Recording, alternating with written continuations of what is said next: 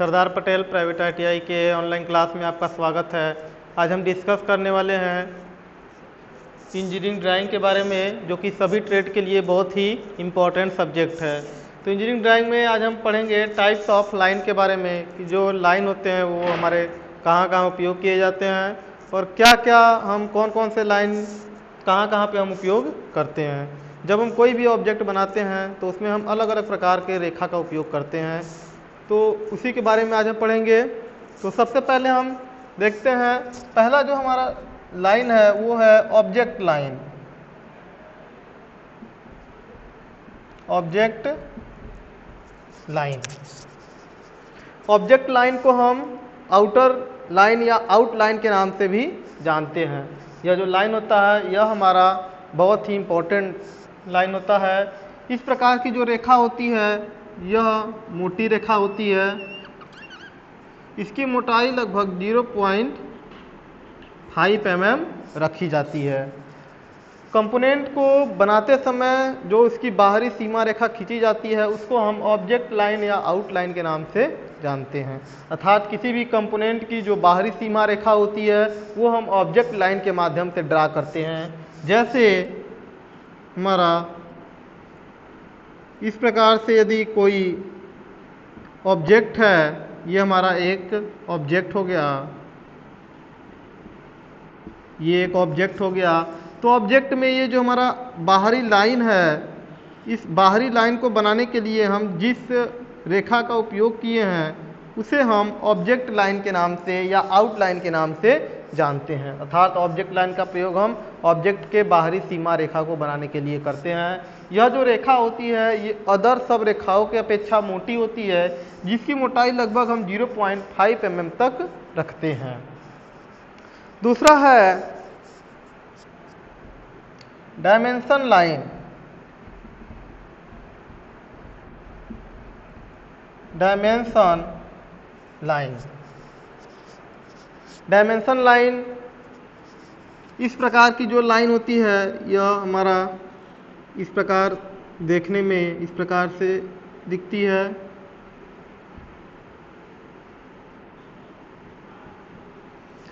इसमें देखिए एक हमारा ये वाला पार्ट है, इसको हम ए के नाम से डिनोट कर दे रहे हैं और एक इसमें ये है। अर्थात डायमेंशन लाइन में ये दो चीज हमारा जुड़ा होता है। यह जो एक कंपोनेंट है इसको हम बोलते हैं एक्सटेंशन लाइन। एक्सटेंशन लाइन, और यह जो बी वाला कंपोनेंट है जो कि तीर के समान दिखाई दे रहा है इसको हम बोलते हैं arrow head. Arrow head. Extension line पहले क्या होता है यह जान लेते हैं। जैसे डायमेंशन का प्रयोग हम कहाँ करते हैं, किसी भी ऑब्जेक्ट के साइज को दर्शाने के लिए जिस रेखा का प्रयोग करते हैं उसे हम डायमेंशन लाइन के नाम से जानते हैं। अर्थात ये हमारा एक ऑब्जेक्ट हो गया, इस ऑब्जेक्ट के साइज को ड्रा करने के लिए जिस लाइन का हम प्रयोग करेंगे उसे ही हम डायमेंशन लाइन या विमा रेखा के नाम से जानते हैं। अर्थात यह जो डायमेंशन लाइन होता है यह एक्सटेंशन लाइन और एरो हेड को मिला करके बनाया जाता है। यह जो ए पार्ट्स होता है इसको हम एक्सटेंशन लाइन कहते हैं, जो कि इस ऑब्जेक्ट लाइन से 1 या 2 mm छोड़कर खींची जाती है इस प्रकार से, और एक्सटेंशन लाइन से 3 mm पीछे की ओर आ करके 1 mm मोटाई में एरो हेड बनाया जाता है। तो इस एरो हेड का जो अनुपात होता है यह अनुपात हमारा 3:1 का होता है, जिसमें यह जो 3 होता है ये हमारा लेंथ होता है, और यह जो हमारा 1 होता है यह इसका थिकनेस होता है। ये हमारा इसका थिकनेस होता है। अर्थात एरो हेड को बनाने के लिए एरो हेड की जो लंबाई होती है वो 3 mm रखते हैं हम। ये जो हमारा डिस्टेंस है यहाँ से लेकर के यहाँ तक, ये हम कितना रखते हैं 3 mm तक रखते हैं, और यह जो मोटाई होती है हमारी ये हम 1 mm रखते हैं। ठीक है। यदि 3 और 1 के रेशियो में हमारा एरोहेड बना हुआ है तब वह एरोहेड सही माना जाता है। अब अगला है तीसरा नंबर, हिडन लाइन।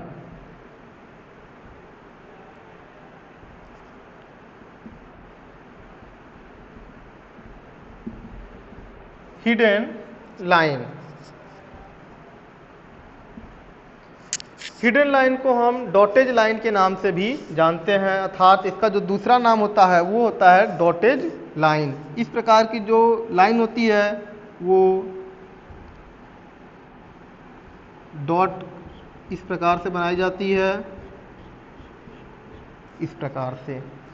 यह हिडन लाइन लगभग 3 से 5 mm लंबी होती है और 1 mm गैप करके ये बनाई जाती है।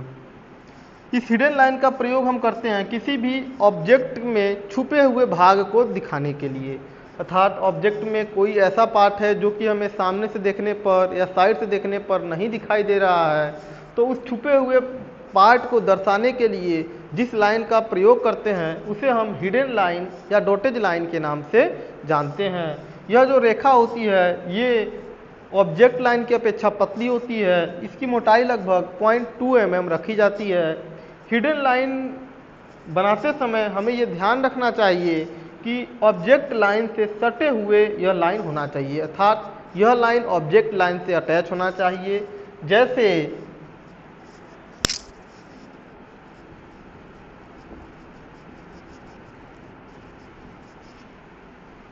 जैसे मान लीजिए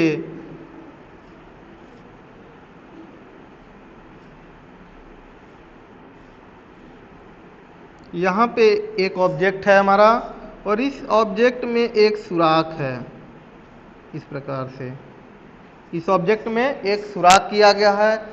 यह जो सुराख है ये हमारा कहाँ पे सुराख है, टॉप में है, ठीक है, जिसको हम प्लान कहते हैं। प्लान व्यू या टॉप व्यू एक ही होता है।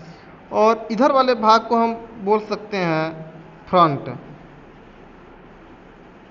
फ्रंट अर्थात सम्मुख दृश्य, और इधर वाला भाग हो गया हमारा साइड, अर्थात यह जो सुराख है हमारा ऊपर से देखने पर तो स्पष्ट दिखाई देगा, परंतु साइड और फ्रंट से देखने पर यह सुराख हमें नहीं दिखाई देगा।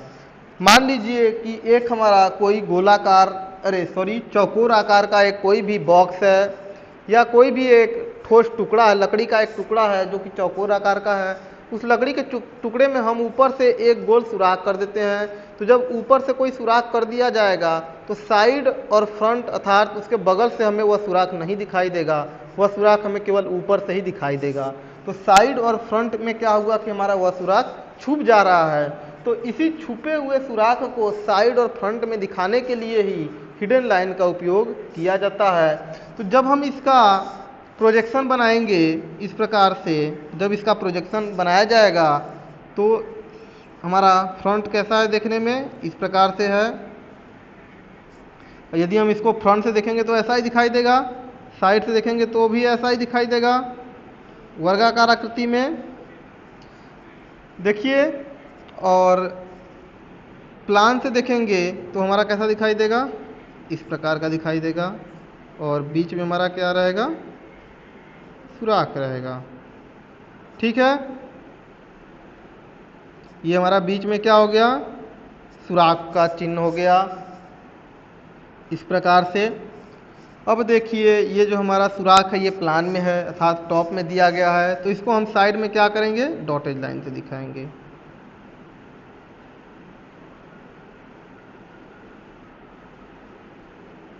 तो यह जो हमारा हिडन लाइन होगा ये हमारा देखिए यहाँ पे अटैच है, अर्थात मेन लाइन से ऑब्जेक्ट लाइन से हमारा अटैच होना चाहिए।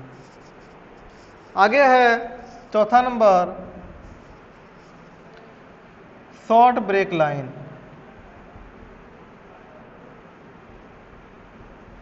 Short break line, short break line जो होती है यह हमारा कर्व आकार में होती है, अर्धवृत्ताकार आकार की दिखाई देती है।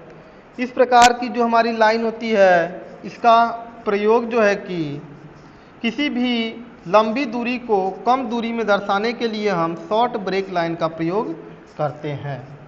जैसे किसी भी ऑब्जेक्ट का साइज बहुत अधिक है, उसको हम अपने ड्राइंग शीट पर नहीं बना पा रहा है क्योंकि हमारा ड्राइंग शीट क्या है, छोटा है। तो बड़े साइज को कम दूरी में दर्शाने के लिए ही शॉर्ट ब्रेक लाइन का प्रयोग करते हैं। जैसे मान लीजिए एक 18 इंच का स्टील रूल है, हमें अपने कॉपी पे बनाना है उसको, तो हम क्या करेंगे, 18 इंच का स्टील रूल हमारे कॉपी पे नहीं आ पाएगा, तो हम क्या करेंगे कि इस प्रकार से उसको बना देंगे।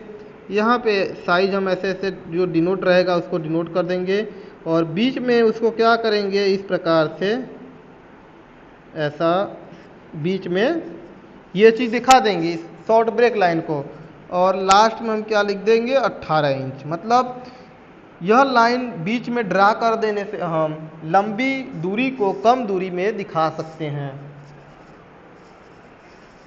आगे है लॉन्ग ब्रेक लाइन।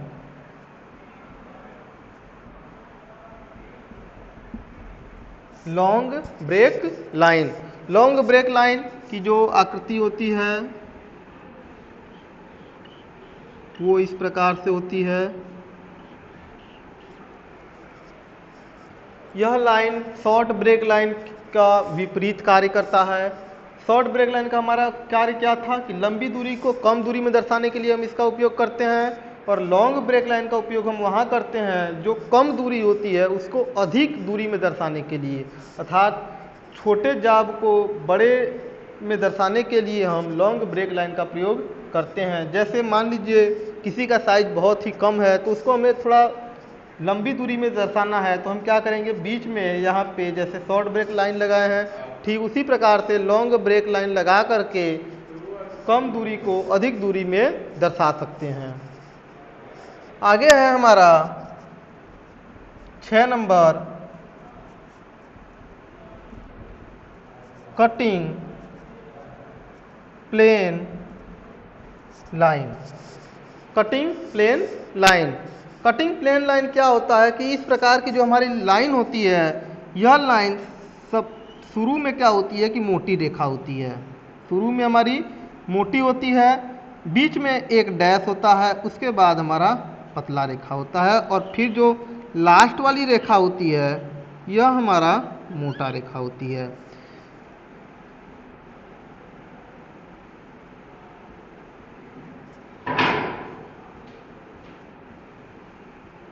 इस प्रकार से कटिंग प्लेन लाइन देखने में हमारा ऐसा होता है जो कि लगभग सेंटर लाइन के तरह दिखता है। अब देखिए इसका उपयोग हम कहाँ करते हैं, आइसोमेट्रिक व्यू में किसी भी कटे हुए भाग को दर्शाने के लिए जिस लाइन का प्रयोग किया जाता है उसे हम कटिंग प्लेन लाइन का कहते हैं। इसका प्रयोग करने से यह पता चलता है कि आइसोमेट्रिक व्यू में जॉब को वहाँ से काटा गया है, अर्थात जैसे एक आइसोमेट्रिक व्यू बनाए दे रहे हैं जो कि 30 डिग्री बनाया जाता है। अब हम यहाँ पे सपोज दिखा रहे हैं,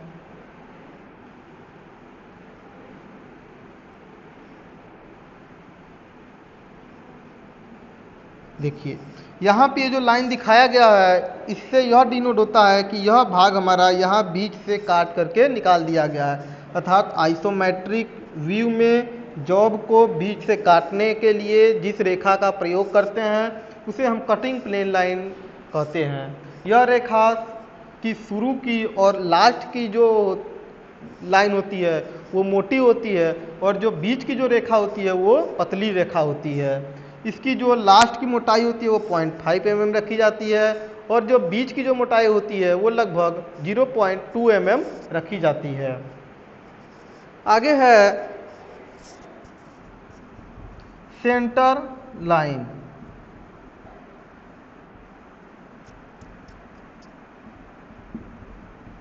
सेंटर लाइन, सेंटर लाइन यह रेखा की जो शुरू की लाइन होती है यह थोड़ा लंबी होती है, अर्थात एक लंबी डैश छोटी डैश लंबी डैश छोटी डैश, इस प्रकार से यह रेखा बनाई जाती है। इस रेखा का प्रयोग हम कहाँ करते हैं, किसी भी ऑब्जेक्ट के केंद्र को दर्शाने के लिए, किसी भी ऑब्जेक्ट की जो मध्य बिंदु होती है उस मध्य बिंदु को दर्शाने के लिए जिस लाइन का प्रयोग करते हैं उसे हम सेंटर या केंद्र रेखा के नाम से जानते हैं। मान लीजिए कि यहाँ पे यदि एक हमारा होल होता तो यहाँ पे हम जो है कि इस प्रकार से सेंटर लाइन के माध्यम से इसके होल को हम दर्शाते। क्योंकि यह हमारा होल है तो होल का एक केंद्र होता है, मिड पॉइंट होता है। उस मिड पॉइंट को दर्शाने के लिए सेंटर लाइन का उपयोग किया जाता है। किसी भी कंपोनेंट के केंद्र को दर्शाने के लिए केंद्र रेखा अर्थात सेंटर लाइन का उपयोग करते हैं। इसकी जो मोटाई होती है यह 0.2 mm रखी जाती है, 0.2 mm तक। आगे है हमारा सेक्शन लाइन।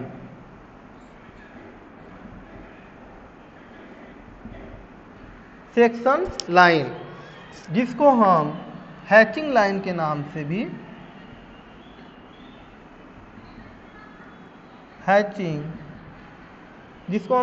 लाइन के नाम से भी जानते हैं। अर्थात इस प्रकार की जो लाइन होती है यह हमारा ऐसा होता है। इसकी मोटाई 0.3 mm लगभग 0.3 mm रखी जाती है। किसी भी प्रोजेक्शन में कटे हुए भाग को दिखाने के लिए जिस लाइन का प्रयोग करते हैं उसे हम सेक्शन लाइन कहते हैं। यह लाइन जो होती है यह अपने अक्ष से 45 डिग्री के कोण पर बनाई जाती है और एक सेक्शन लाइन से दूसरे सेक्शन लाइन के बीच में 2 से 3 mm का गैप रखा जाता है। देखिए सेक्शन लाइन का हम प्रयोग कहाँ करेंगे, जैसे कटिंग प्लेन लाइन हम यहाँ पे दिखाए हुए कि जो बीच से काट दिया गया है। जब हम इसका प्रोजेक्शन बनाएंगे इस प्रकार से तो सामने से देखने में कैसा लगेगा, ऐसा लगेगा सामने से देखने में, ठीक है। अब यदि सेक्शन लाइन दिखाना होगा तो क्या होगा कि हम यहाँ से इस प्रकार से ऐसे लाइन दिखाएंगे। यही जो लाइन हम दिखाएंगे इसी लाइन को हम बोलते हैं सेक्शन लाइन। तो यह जो कोण बनाएगा यहाँ से, यह जो कोण बनेगा यह हमारा 45 डिग्री का होगा और एक सेक्शन से दूसरे सेक्शन के जो बीच का डिस्टेंस होगा वो 2 से 3 mm रखा जाता है। इसको हम हैचिंग लाइन के नाम से भी जानते हैं।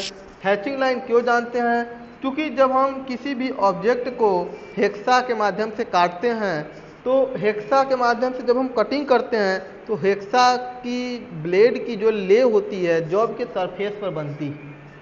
तो जॉब के सरफेस पर जो ले बनती है उसी ले को ही हम हैचिंग लाइन या सेक्शनिंग लाइन कहते हैं।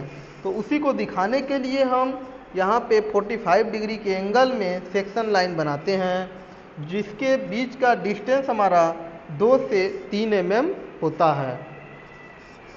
आगे है एक लीडर लाइन। लीडर